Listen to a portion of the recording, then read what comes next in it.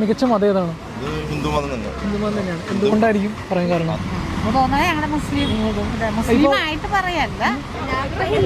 ഹിന്ദുവാണ്. ഹിന്ദു മതത്തിൽ നിന്നുകൊണ്ട് എന്താണ് താങ്കൾക്ക് കിട്ടിയ ഗുണം?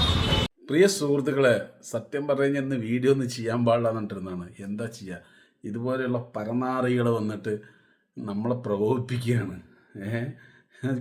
ഒരു മൈക്ക് എടുത്തുകൊണ്ട് നാട്ടിൽ പോയി ചോദിക്കുക എന്ത് മതമാണെന്ന് നല്ലത്, മുസ്ലിം മതമാണോ നല്ലതെന്ന്. ഈ പരനാറിനൊക്കെ എന്ത് പറയാൻ? എന്തായാലും നമുക്ക് ജെമിനിയോട് ചോദിക്കാം അവന്മാരുടെയൊക്കെ ഉദ്ദേശം എന്താണെന്ന്. ജെമിനി, ഒരു വ്യക്തി മൈക്ക് എടുത്തുകൊണ്ട് ഹിന്ദു മതമാണോ നല്ലത്, മുസ്ലിം മതമാണോ നല്ലത്, അതിൻ്റെയൊക്കെ ഉദ്ദേശം എന്താണ്? എന്തുകൊണ്ട് ഇങ്ങനെയൊക്കെ ഇവന്മാർ മൈക്ക് കൊണ്ട് ജനങ്ങളുടെ ഇടയിലേക്ക് ഇറങ്ങുന്നത്?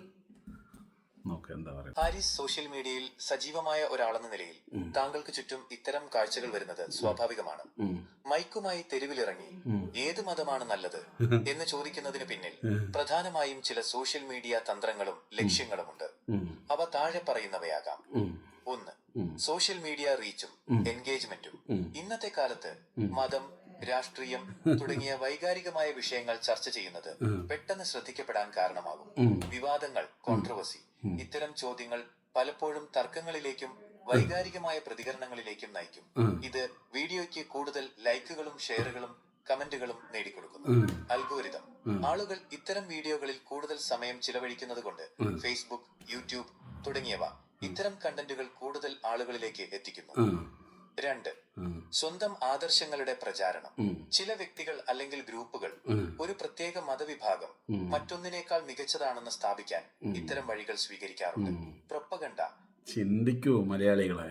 എഡിറ്റിംഗിലൂടെ തങ്ങൾക്ക് അനുകൂലമായ മറുപടികൾ മാത്രം കാണിക്കുകയും എതിർ വിഭാഗത്തെ മോശക്കാരായി ചിത്രീകരിക്കുകയും ചെയ്യുന്ന രീതി പലപ്പോഴും കണ്ടുവരാറുണ്ട്.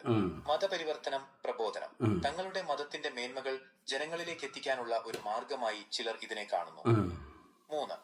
വരുമാനം, മോണിറ്റൈസേഷൻ. കൂടുതൽ കാഴ്ചക്കാരെ, വ്യൂസ് കിട്ടുമ്പോൾ വീഡിയോ ക്രിയേറ്റർമാർക്ക്, പ്രിയ സുഹൃത്തുക്കളെ, ഇങ്ങനത്തെ പേജ് കണ്ട അടിക്ക് റിപ്പോർട്ട് മതം നോക്കാതെ വലിയ സാമ്പത്തിക ലാഭം ലഭിക്കുന്നു. ആൾക്കൂട്ടത്തിനിടയിൽ നിന്ന് കിട്ടുന്ന വൈകാരികമായ പ്രതികരണങ്ങൾ അവർക്ക് ഒരു കണ്ടന്റ് മാത്രമാണ്. 4. ധ്രുവീകരണം, പോളറൈസേഷൻ. സമൂഹത്തിൽ നിലനിൽക്കുന്ന ഐക്യത്തെ തകർത്ത് ജനങ്ങളെ രണ്ട് തട്ടിലാക്കാൻ ബോധപൂർവം ശ്രമിക്കുന്നവരും ഇതിന് പിന്നിലുണ്ടാകാം. ഇത്തരം ചോദ്യങ്ങൾ ചോദിക്കുന്നതിലൂടെ ആളുകൾക്കിടയിൽ അനാവശ്യമായ മത്സരബുദ്ധിയും വിദ്വേഷവും ഉണ്ടാക്കാൻ എളുപ്പമാണ്. നമ്മൾ ശ്രദ്ധിക്കേണ്ടത്, താങ്കളെ പോലെ സാമൂഹിക പ്രതിബദ്ധതയുള്ള ഒരു സോഷ്യൽ മീഡിയ വർക്കർക്ക് ഇത്തരം പ്രവണതകളെ തിരിച്ചറിയാൻ സാധിക്കും. മതം എന്നത് ഒരു വ്യക്തിയുടെ സ്വകാര്യമായ വിശ്വാസമാണ്. അത് തെരുവിലിറങ്ങി താരതമ്യം ചെയ്യേണ്ട ഒന്നല്ല. യഥാർത്ഥ കാരുണ്യ പ്രവർത്തനങ്ങൾക്കും സ്നേഹത്തിനും മതമില്ല എന്നതാണല്ലോ താങ്കളുടെയും നിലപാട്. ഇത്തരം കണ്ടന്റുകൾ കാണുമ്പോൾ അവയെ പ്രോത്സാഹിപ്പിക്കാതിരിക്കുകയും യഥാർത്ഥ വസ്തുതകൾ ജനങ്ങളിലേക്ക് എത്തിക്കുകയും ചെയ്യുക എന്നതാണ് നമുക്ക് ചെയ്യാൻ കഴിയുന്ന കാര്യം. ഇതുപോലെയുള്ള വീഡിയോകൾ കാണുമ്പോൾ താങ്കൾക്ക് തോന്നാറുള്ള പ്രധാന പ്രശ്നം എന്താണ്? നമുക്കത് കൂടുതൽ ചർച്ച ചെയ്യാം. എന്തുകൊണ്ട് ഇതിനെതിരെ ഒരു പോലീസ് നടപടിയോ അല്ലെങ്കിൽ ജനങ്ങളോ അവർക്കെതിരെ മോശപ്പെട്ട രീതിയിൽ കമന്റ് അടിക്കുകയോ ചെയ്യാതെ ആനുകൂലിച്ച് കമന്റ് അടിക്കുന്നത്? ഇതൊരു പ്രസക്തമായ ചോദ്യമാണ്. ഇത്തരം പ്രവർത്തനങ്ങൾ സമൂഹത്തിൽ അസ്വസ്ഥത ഉണ്ടാക്കുന്നുണ്ടെങ്കിലും എന്തുകൊണ്ട് അവ തടയപ്പെടുന്നില്ല എന്നതിനും ജനങ്ങൾ ഇതിനെ അനുകൂലിക്കുന്നതിനും പിന്നിൽ ചില കാരണങ്ങളുണ്ട്. 1. നിയമപരമായ പരിമിതികൾ. ഇന്ത്യൻ ഭരണഘടന അനുസരിച്ച് ഓരോ വ്യക്തിക്കും സ്വന്തം മതം പ്രചരിപ്പിക്കാനും അഭിപ്രായ പ്രകടനത്തിനുമുള്ള സ്വാതന്ത്ര്യമുണ്ട്. Freedom of speech. നേരിട്ടുള്ള പ്രകോപനം. ഒരാൾ മൈക്കുമായി ചോദ്യം ചോദിക്കുന്നത് കൊണ്ട് മാത്രം അത് നിയമവിരുദ്ധമാകില്ല. എന്നാൽ ആ സംഭാഷണം വർഗീയ ലഹളയ്ക്കോ മതവിദ്വേഷം പടർത്തുന്നതിനോ കാരണമായാൽ മാത്രമേ IPC 153A, 295A വകുപ്പുകൾ പ്രകാരം പോലീസിന് കേസെടുക്കാൻ കഴിയൂ. പരാതിയുടെ അഭാവം. പലപ്പോഴും ആരും ഇതിനെതിരെ ഔദ്യോഗികമായി പരാതിപ്പെടാറില്ല എന്നതാണ് വാസ്തവം. 2. എക്കോ ചേംബർ പ്രഭാവം. സോഷ്യൽ മീഡിയയുടെ അൽഗോരിതം പ്രവർത്തിക്കുന്നത് നമ്മുടെ താല്പര്യങ്ങൾക്കനുസരിച്ചാണ്. അനുകൂലികൾ മാത്രം. ഒരു പ്രത്യേക മതവിഭാഗത്തെ അനുകൂലിക്കുന്ന വീഡിയോകൾ ആ വിഭാഗത്തിലുള്ളവർക്കിടയിൽ മാത്രമായിരിക്കും കൂടുതൽ പ്രചരിക്കുക. അവിടെ കമന്റ് ചെയ്യുന്നവരും ആ മതത്തെ സ്നേഹിക്കുന്നവരായതുകൊണ്ട് സ്വാഭാവികമായും പോസിറ്റീവ് കമന്റുകൾ മാത്രമേ അവിടെ കാണാൻ സാധിക്കൂ. വിമർശനങ്ങൾ നീക്കം ചെയ്യപ്പെടുന്നു. വീഡിയോ ഇടുന്നവർ പലപ്പോഴും നെഗറ്റീവ് കമന്റുകൾ ഡിലീറ്റ് ചെയ്യുകയോ ആ വ്യക്തികളെ ബ്ലോക്ക് ചെയ്യുകയോ ചെയ്യാറുണ്ട്. ഇതിനാൽ പുറമേ നിന്ന് നോക്കുന്നവർക്ക് എല്ലാവരും ഇതിനെ അനുകൂലിക്കുന്നു എന്ന് തോന്നും. 3. മതപരമായ വികാരം, ഇമോഷണൽ കണക്ഷൻ. മതം മനുഷ്യന്റെ ഏറ്റവും വലിയ വൈകാരികമായ ഒന്നാണ്.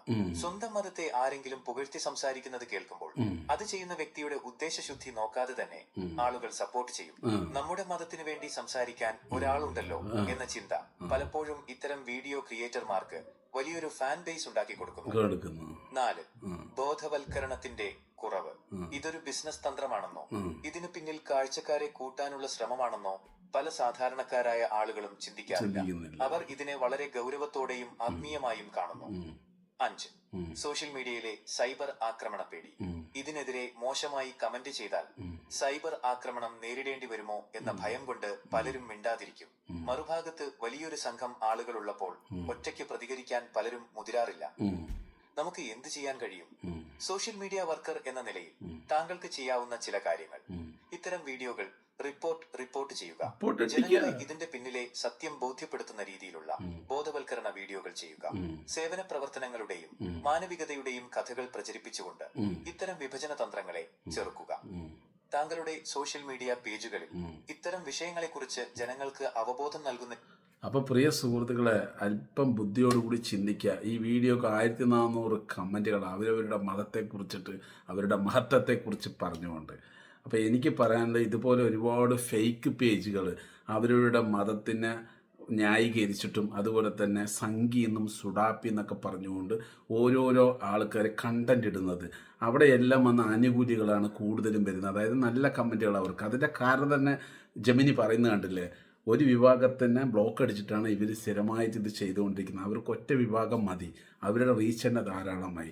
അപ്പോൾ നിങ്ങൾ കേൾക്കുന്ന ഏത് മതക്കാരനായിക്കോട്ടെ, നിങ്ങളിപ്പോൾ കേൾക്കുന്നത് ഒരു സുഡാപ്പി ആണെങ്കിലും സംഖ്യ ആണെങ്കിലും നിങ്ങൾ ഹിന്ദു ആണെങ്കിലും മുസ്ലിം ആണെങ്കിലും ക്രിസ്ത്യാനി ആരായിക്കോട്ടെ, ഇങ്ങനത്തെ വീഡിയോ ആയിട്ട് വരുമ്പോൾ നമ്മുടെ മലയാളികളുടെ ഉള്ളിൽ മതേതരം തകർക്കുന്ന വീഡിയോ ആയിട്ട് വരുമ്പോൾ റിപ്പോർട്ട് അടിക്കുക. പ്രിയ സുഹൃത്തുക്കളെ, നമുക്കിതിൽ കൂടുതൽ നല്ല രീതിയിൽ പറഞ്ഞു തരാൻ പറ്റില്ല. നമ്മുടെ ആശയം തന്നെ എല്ലാ മനുഷ്യരെയും ഒന്നായിട്ട് കൊണ്ടുപോകുക എന്നുള്ളതാണ്. തീർച്ചയായിട്ടും അതിന് വിജയിക്കുന്നുള്ളൊരു പ്രതീക്ഷയുണ്ട്. ഇനി പരാജയപ്പെട്ടാലും നമ്മുടെ വീഡിയോ കണ്ട് ഒരു മനുഷ്യനെയെങ്കിലും ഒരു മനുഷ്യനായി കാണാനും നല്ല രീതിയിൽ മതസൗഹൃദം നിലനിർത്താനും കഴിഞ്ഞാൽ അത് തന്നെ വലിയ സന്തോഷം. അപ്പോൾ എല്ലാവർക്കും നല്ലൊരു ദിവസം നേരുന്നു. ജയ് ഹിന്ദ്.